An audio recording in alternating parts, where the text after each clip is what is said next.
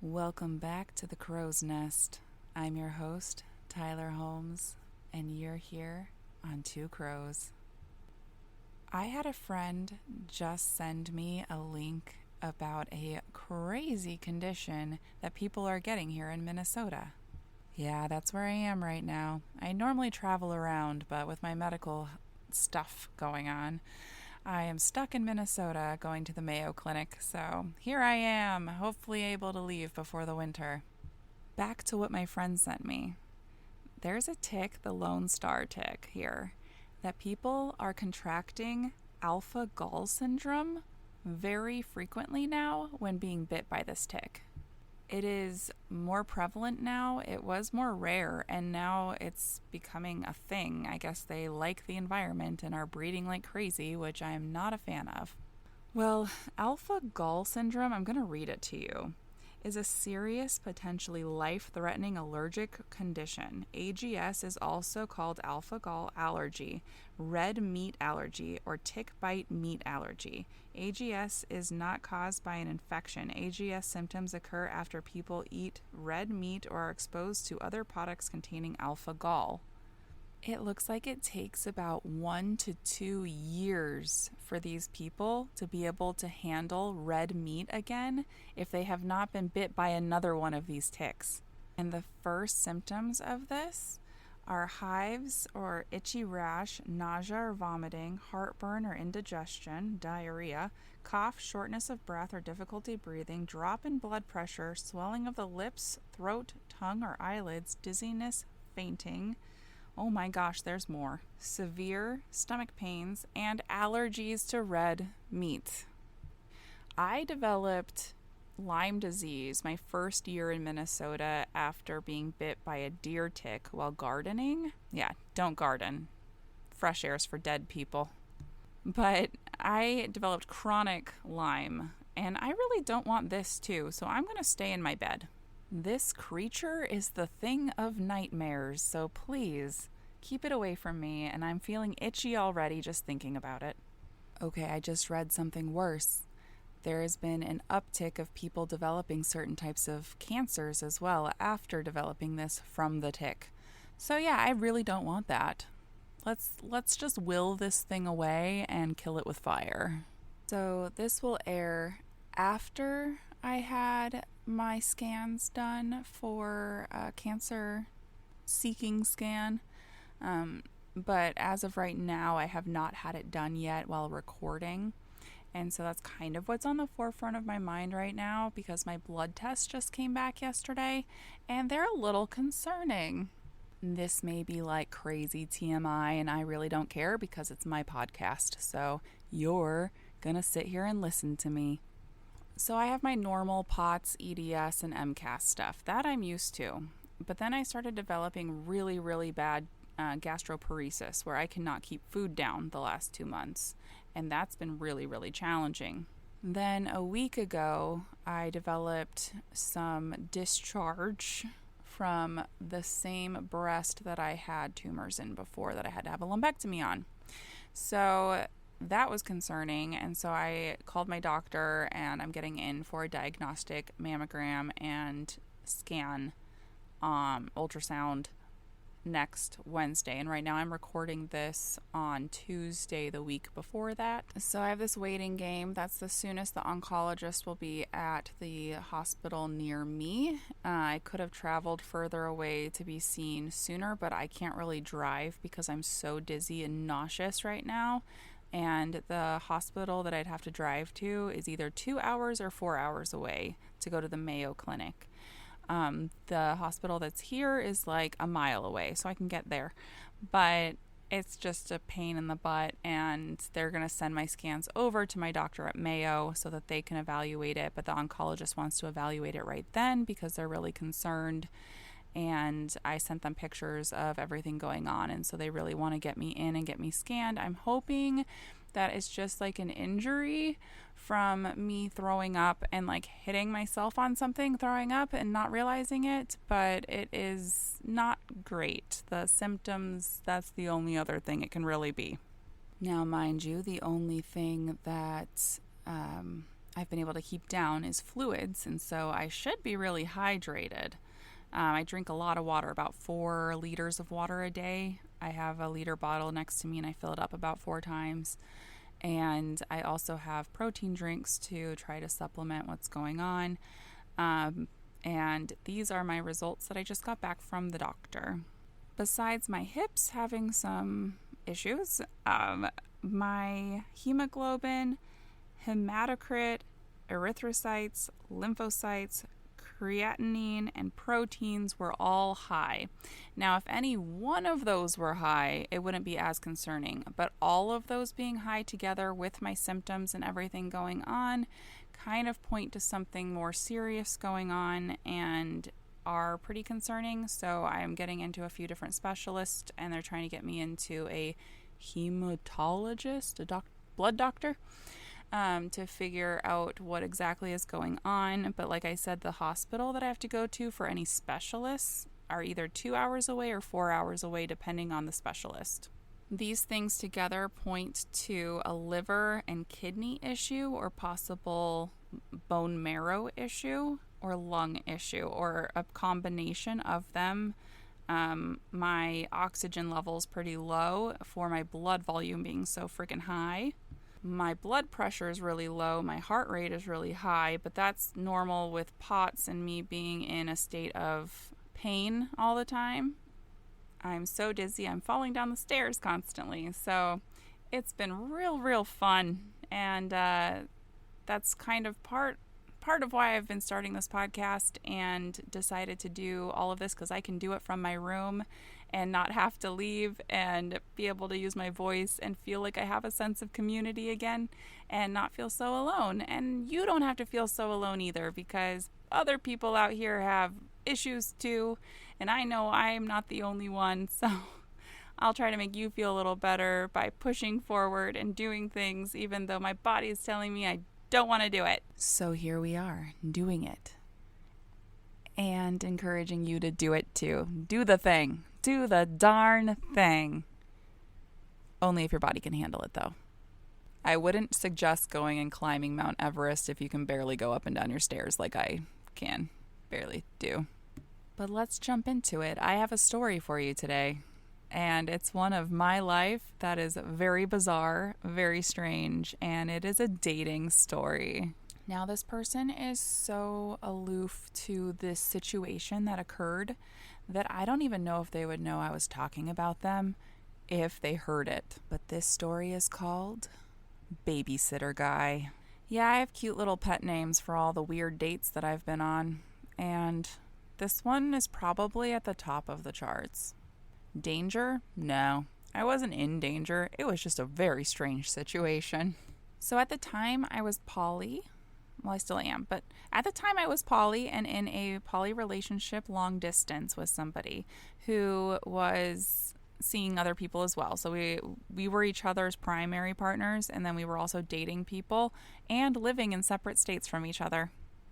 But the primary thing for us was that emotionally we were each other's confidants. We had been friends for many years, and we really were there for each other and understood what each other needed. So, with that said, he helped me make a dating profile, and I suck at dating and had never really dated before that. To say it was fun would be a flat-out lie.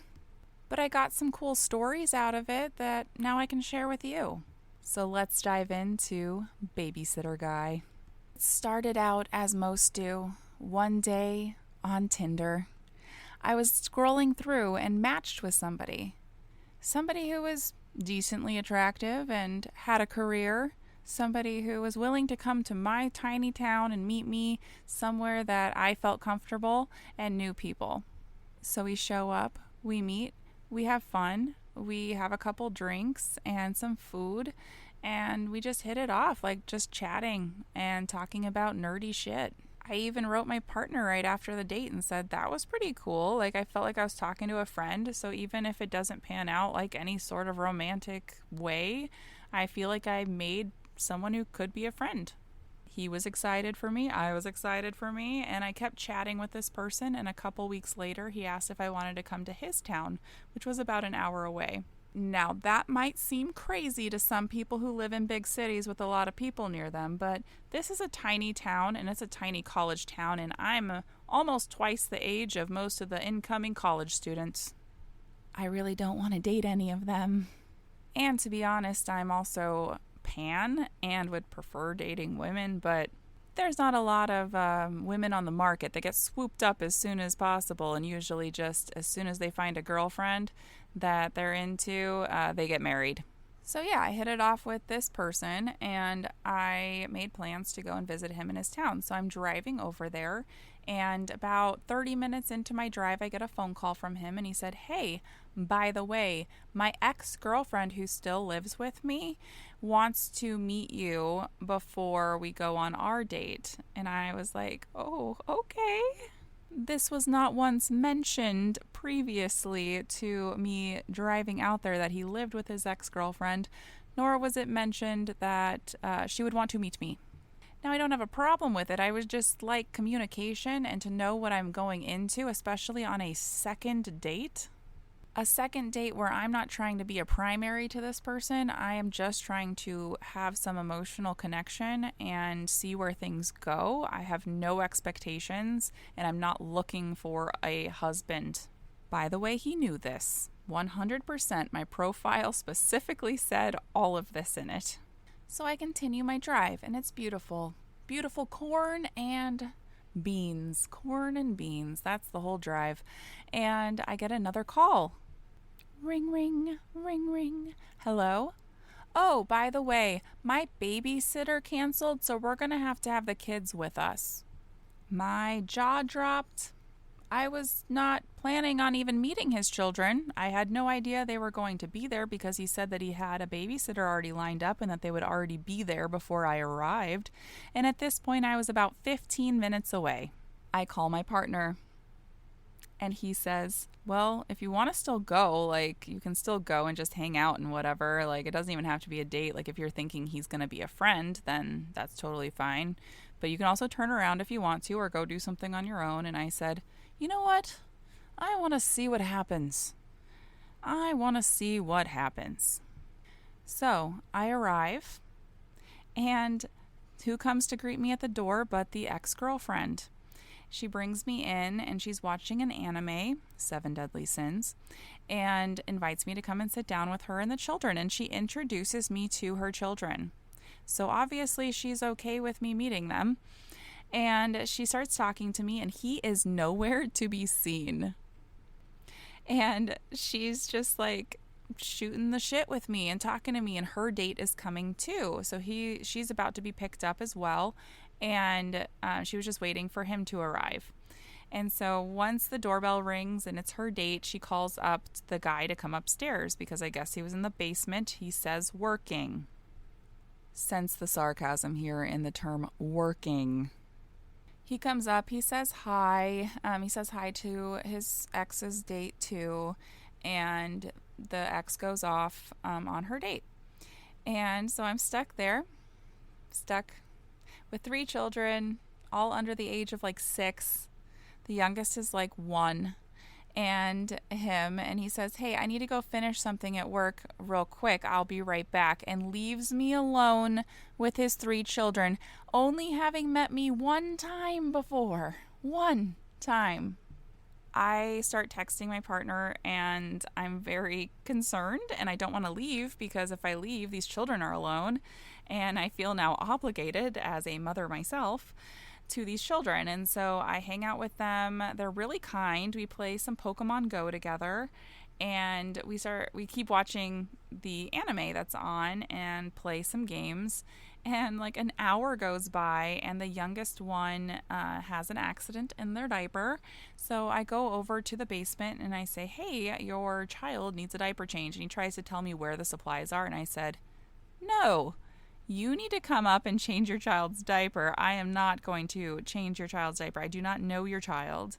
I do not want to be a stranger just doing that. And I wouldn't feel comfortable if it was my child having someone I've only met once doing that as well. That isn't a babysitter that you vetted and know their parents." So about 15 minutes goes by, and he comes up to change the diaper and does so. And then he goes back downstairs without a word, no word. And so I'm still there with his children. I go back over there and I say, hey, I think they're hungry. It's getting to be lunchtime. I don't know what to feed them. Maybe you should come up and we should have lunch together and go to the park or something. And he says, okay. So he comes upstairs and he makes a bottle for the baby. Now, the baby, I'm assuming, is about 1. And he puts formula in the bottle as well as Nesquik.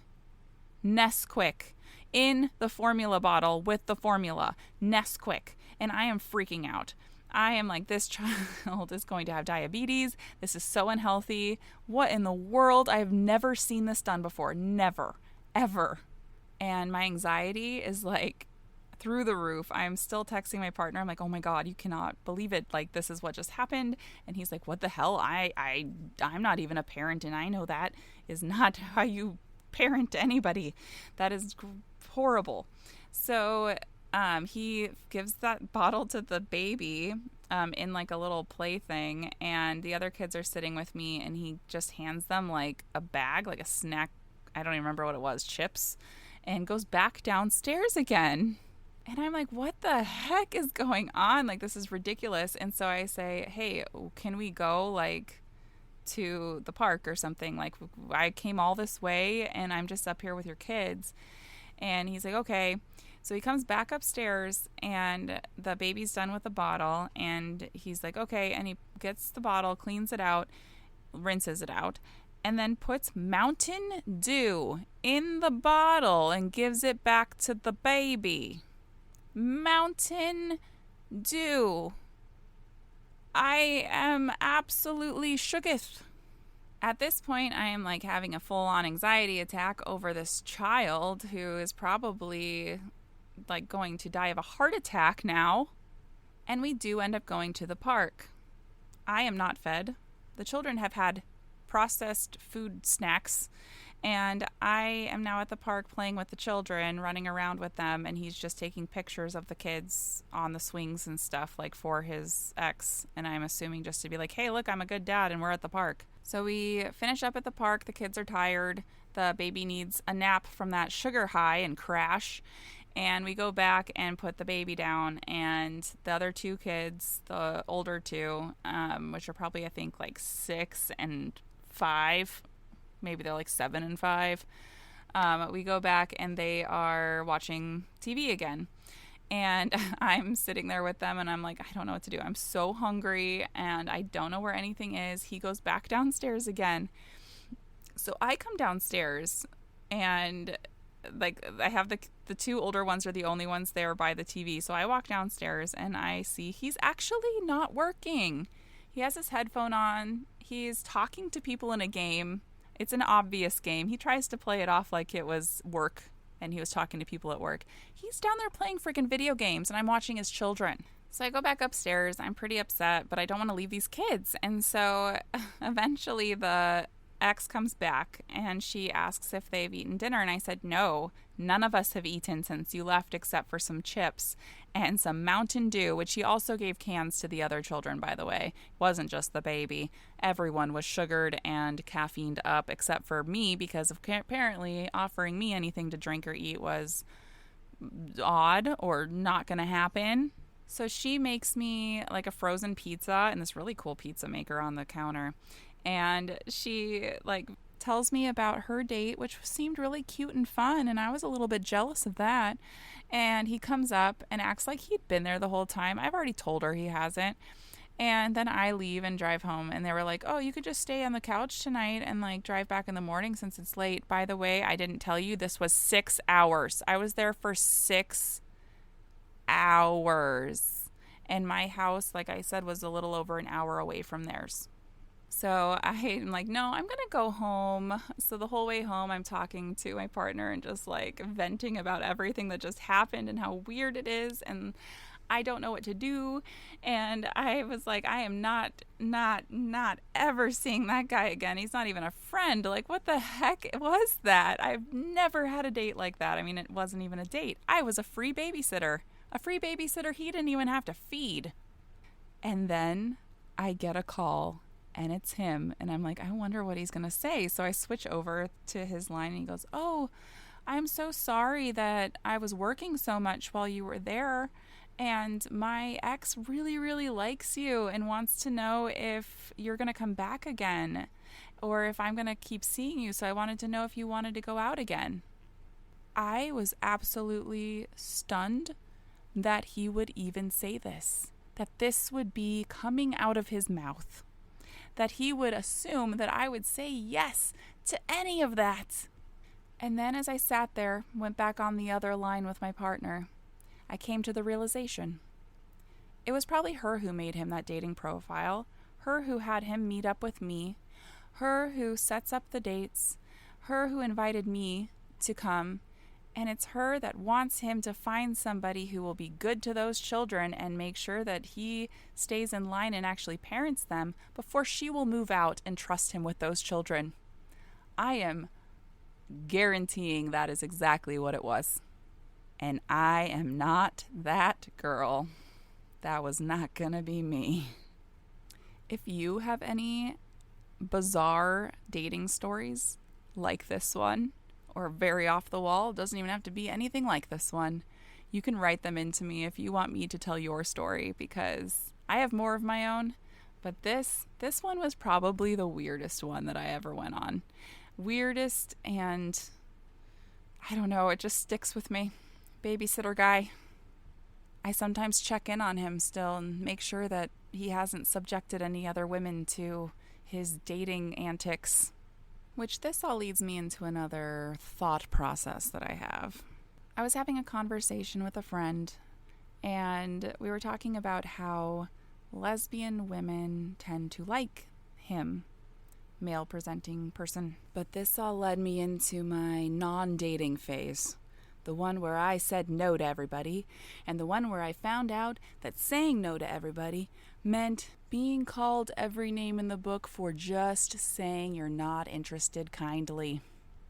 Now, I'm not going to go on my soapbox and say that only women experience this, or female-presenting people, but I have never had a female-presenting person do this to me, so this is just coming from my own experience, and I mainly hang out in lesbian bars. And even in those lesbian bars, the men that come in there are the ones who do this to me.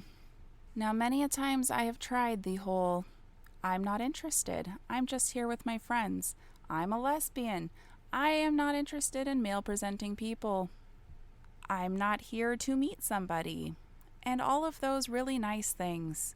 Heck, I've even tried the, I'm married, even when it was a lie. I have tried the, I am taken or in a relationship, even when it was a lie, and they don't respect it, and they still call you a slut, whore, C-word, all because you said no to them, very kindly, mind you. So if they're going to be rude to me anyways, and I'm in a safe place, I've started having a little bit of fun with turning people down. My go-to to somebody asking me for my social media is just giving them my TikTok.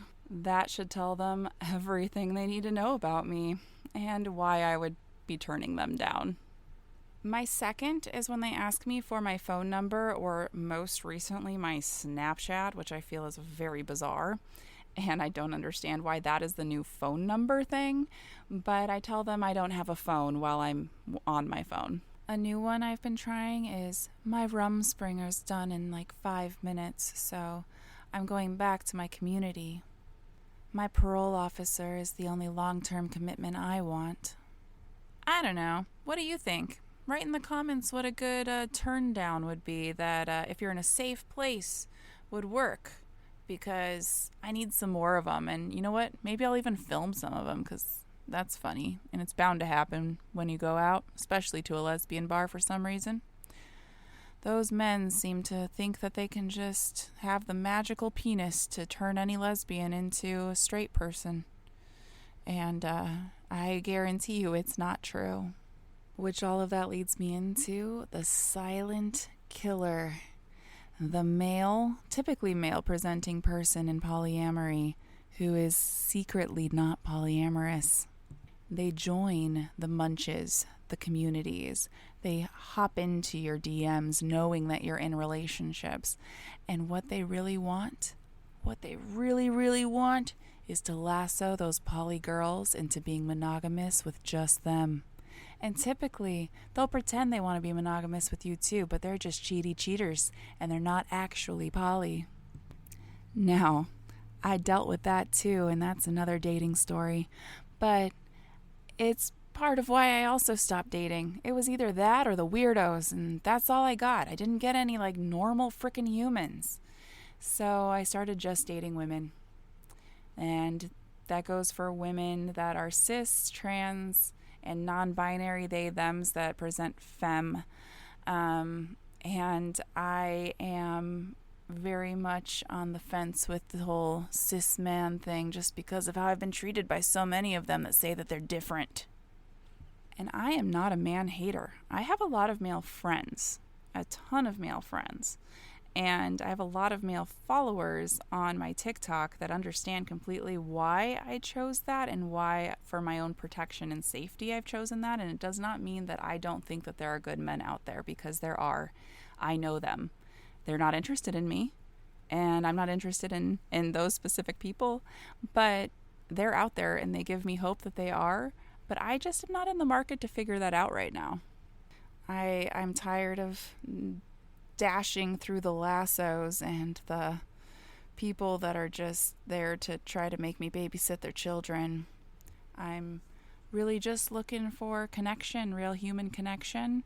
And I understand that one person may not be the person who can give me all of that connection that I need.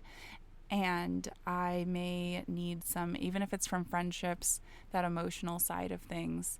And that's why you should have multiple relationships in your life. I'm not saying that everyone should be polyamorous romantically, but they should have more than one friend in their life that they can rely on, because it's not fair to put everything on one person as far as your needs. But sometimes that's just what you have at the time, and it's hard. And I think we all can relate to that being a very difficult thing in a relationship. I've been on both ends of that, of being the one who's constantly needed and being the one that's constantly needing. And right now, I am someone who is needing a lot and not getting my needs met. And it's very difficult being the person who is stuck in their house and in bed and in hospitals and not having that actual human connection, which again is a big reason why you guys are now my other relationship.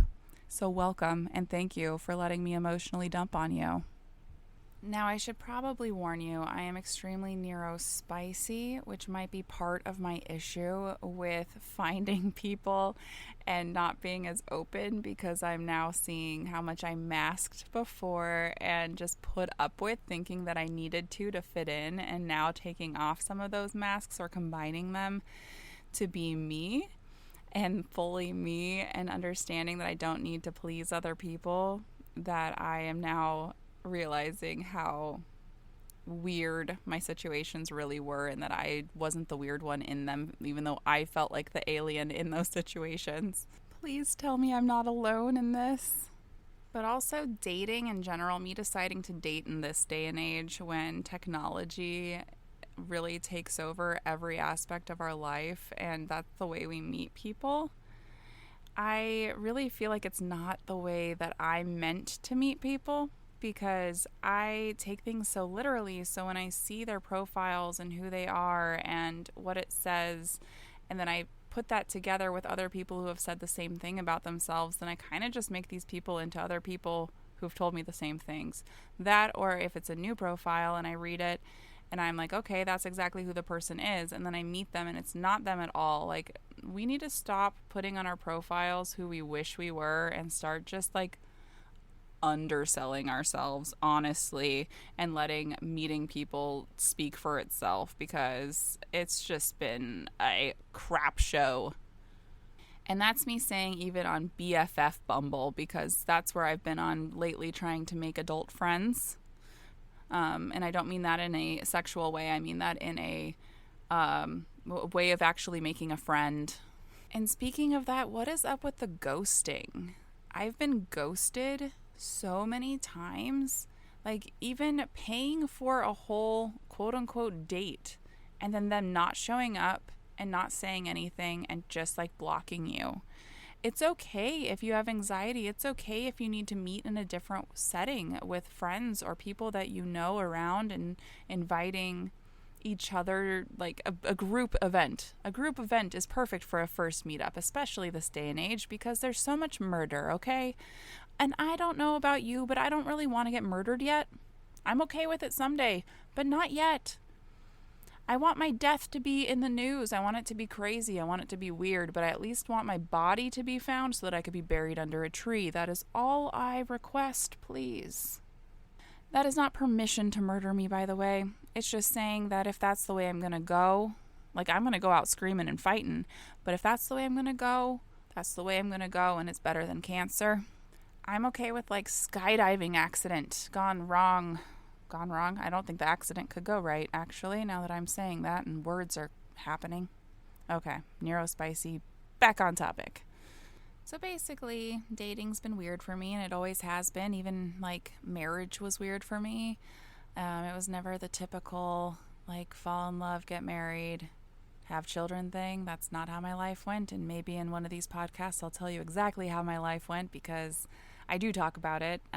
It's out there. It's not a secret, but I've only been through like the actual ins and outs of it, public speaking and talking about domestic violence and assault and trauma and things like that. But I've never recorded talking about it, I don't think, unless they recorded it and I don't know about it. But I used to talk with colleges and schools about different aspects of my story, and they would invite me to come and speak on it. And that's another whole story of how that started happening, as someone who was extremely terrified of public speaking and very scared of how people thought of me, judged me, doing things wrong. I was a perfectionist, to the point where while going to school, college, I was so angry about 2 B's that I got, and they were both in math. I love math. I absolutely love math. I was going to school for business. I love math, and I got a B plus and a B. In all my other classes for my degree, I got A's, all of them. And I was so mad about those 2 B's.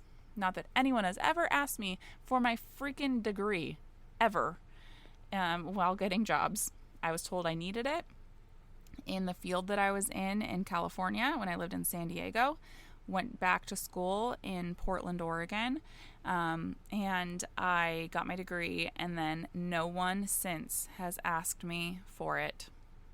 Not a single time. Same career path, and then I went into banking and managing a bank, and then I went into mortgage, and no one has ever asked me for my degree, ever. It wasn't a necessity. It was just a necessity in California because the job market was so saturated that they really wanted people who had something more, something shinier that they could flaunt. Even though I had the experience and had been managing stores since I was 18, when I went to go get a new job and do the same thing I was doing, they said, "Do you have your master's degree?" And I was like, "No, I have my AA equivalent, not the degree." And I had experience. I had real world experience managing stores and making them better and providing. And I had my references from the store I was leaving, and that they wrote me a letter of recommendation for new jobs. They just couldn't afford to pay me more. And they knew with everything I was doing that I deserved to be paid more, but they just couldn't afford it. And they knew I was looking, and they offered to write me a letter of recommendation, and it was very sweet, and I still couldn't find anything. And it wasn't even that they didn't want me, it was that whoever else was applying already had a degree and was older than me and whatever. But I got to the last round of interviews almost every time and was turned down, and specifically because I didn't have a degree. So I went back to get it, paid a lot of money, and no one's ever wanted it since. So I'm sorry for that little tangent there, but yeah, basically I've been a perfectionist, and now I'm not. And my public speaking had a lot to do with that. And in college, I wrote 2 different papers, one on domestic violence and one on sexual assault. And the sexual assault one was actually in a different way than most people do it. I wrote a paper on the people doing the assaulting, not the people being assaulted. I wanted to know the statistics on who is doing this, how frequently, what's the percent of that group of people doing it, and what is it that we should look out for in those people, and not necessarily how we defend ourselves, but what we look for in someone else. And I absolutely loved that paper. I loved writing it. I loved researching it, and there wasn't a lot of research out there at the time.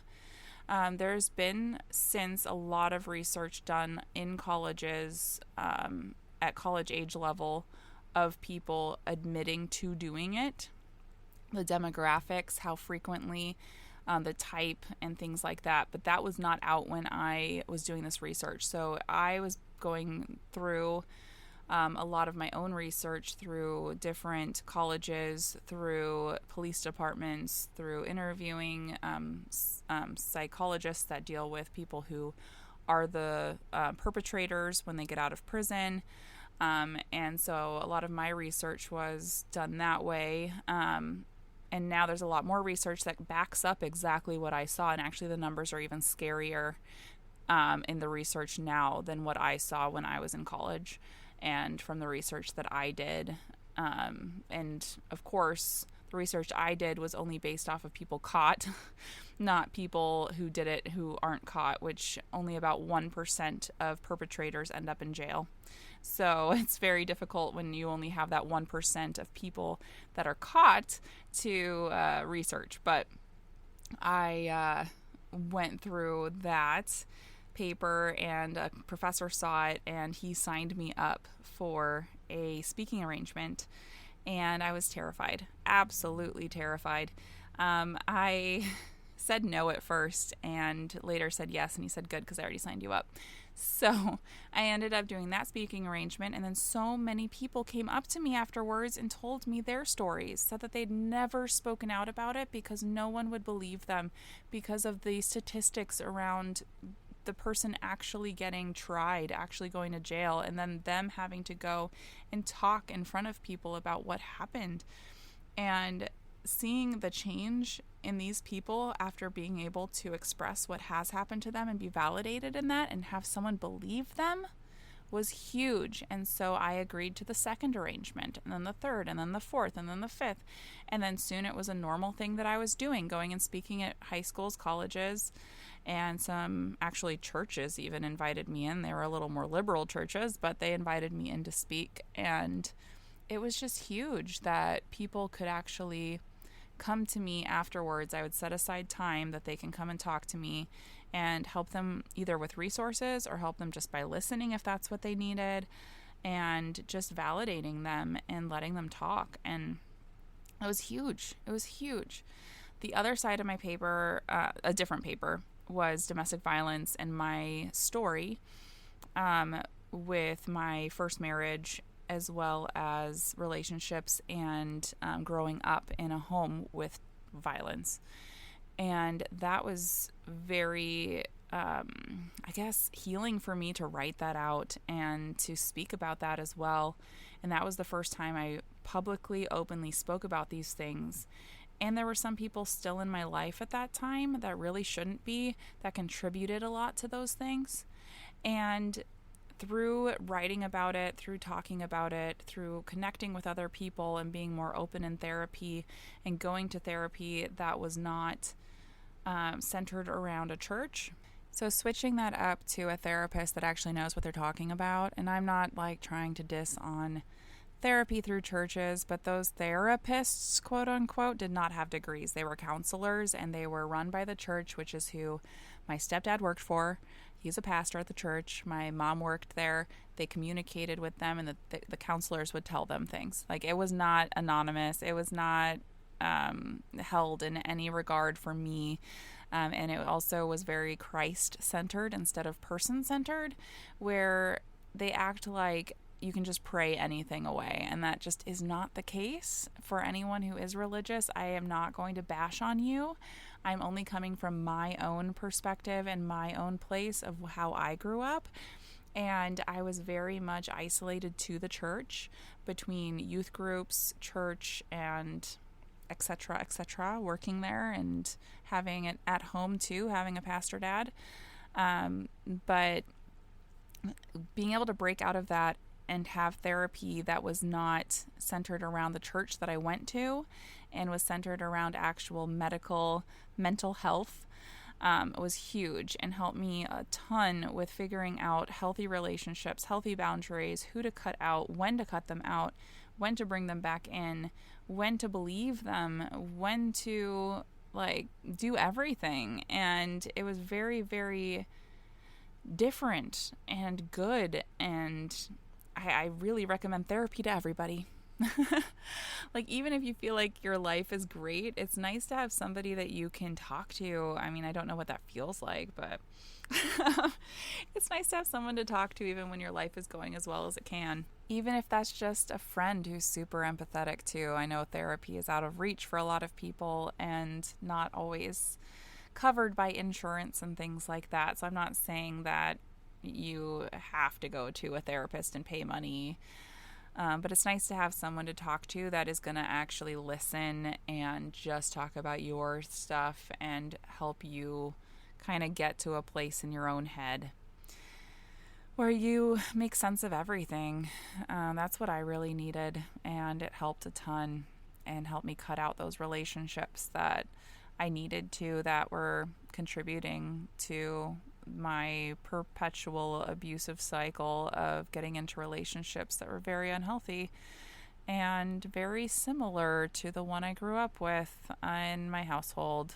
Shocker that the spicy, divergent person has a cycle, isn't it? The pattern.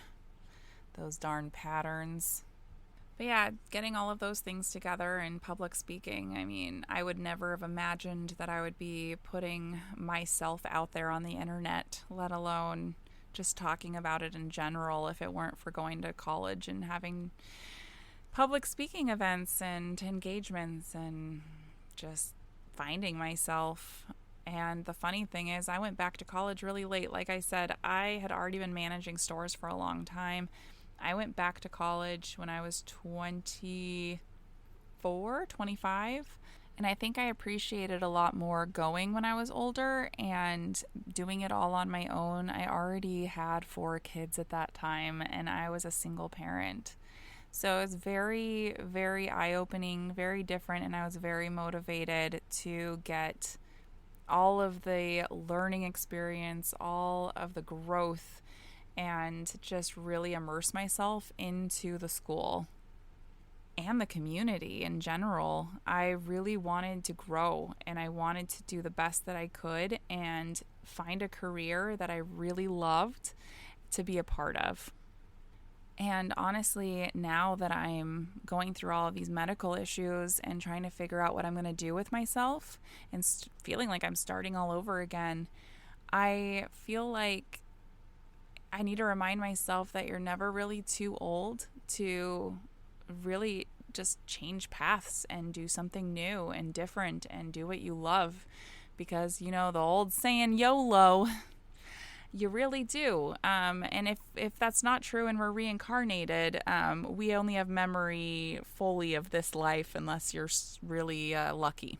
So I really want to enjoy what I'm doing as much as I can. And I love my career. I love this. I love making content and cosplay, and I just want to immerse myself into all the things I love to do and enjoy whatever life I do have. And I think you need to do that too.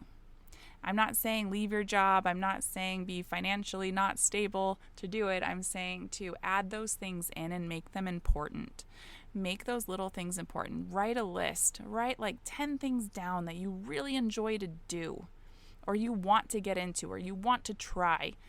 And you can even break that down into little pieces if you can't think of 10 things. And then make a plan to do each one and just try them out. Do you want to try geocaching? go and find one. There's probably one right by your house. Do you want to try, I don't know, dancing? I do it terribly, but I try. Do you want to try cosplay? I can give you some great tips to do it with stuff you already have around your house. If it's a money problem, do you want to try makeup? It's really fun and creative. Do you want to try face painting, painting in general, poetry, writing? Let's just get back to those basic things that we really enjoy doing and just do them. And yes, you may not feel good about it right away because you're not great at it, and no one is freaking great at anything the first time they do it. And if they are, they're lying. Okay, they're not lying because my kids are so good at art and I don't understand it. They just pick up a pen and just draw. But those are lucky ones. But you know what? You may find something that you love, and it's okay if you don't, and then move on to the next thing. That is okay. I think that the whole stick it out until you're good at it thing is toxic and something parents do just because they paid money for you to do that thing. So you're going to stick it out and do it, even if you hate it. I hated basketball. Oh man, I hated basketball. But I really think people should try things. And if it's creative and artsy and getting you into that mindset of making something, it can be really healing and really just eye-opening to what's out there and what you can do with your own mind and body, even if it's ugly, okay? Like, I've made some really gross drawings, okay? And my kids, they placate me and tell me they're great, but I made it. It's something, and it came out of me, okay? It's a gross cow, but it's a cow. You can tell what it is, okay? Pictionary. It's Pictionary worthy. And honestly, some of the things that I do creative-wise on TikTok, a lot of the videos that I am the most proud of and spent the most time and energy on are the ones that get the least amount of views. And I, at first, was very upset about that. But at the same time, I go back and I look at them and I'm proud of them still. Did it get less views? Yes. Did people not appreciate it the way I did? Also, yes. But I did it. I did it and I loved it and I completed it and I put myself out there and I did it over and over and over again, and that's what it took for me to really just not care anymore about what other people thought about me. The comments are nice. Acceptance is nice. But you know what? The video that got 5 views, it's also nice. It's out there. It's me. I did it. And I'm proud of myself. That was another tangent, and you're probably all asleep by now, but yeah, that's your homework. Write down 10 things you want to do and do one of them. So now that all of you are either asleep or mad at me for giving you homework, I'm going to wrap this up. I don't have any new Patreons from the first episode because I'm recording all of these I believe 3 or 4 podcasts before the first one even launches officially. So I do not have any new Patreons to announce. But if you do sign up for any of the Patreon tiers, and they start at $3 a month, you will get early access to the podcasts, as well as you will receive other benefits for each tier. And I will also announce you by the username that you choose on the podcast. So the following podcast that I record after you sign up. So it may be a couple weeks after you sign up that you hear your name, but you will get that thank you. And if I ever forget you for any reason, you better yell at me and make me do a special one just for you. I appreciate everybody who is investing in me, whether it be items from my wish list or time, whether it be money or just encouragement, comments, reviews, 5-star reviews especially, please. I am so thankful for all of you, and you're making this possible. And honestly, if no one listens, no one listens, and I'm putting myself out there, just like I said earlier. I am so thankful, and I hope you have a blessed day. Blessed be day. All right, crow out.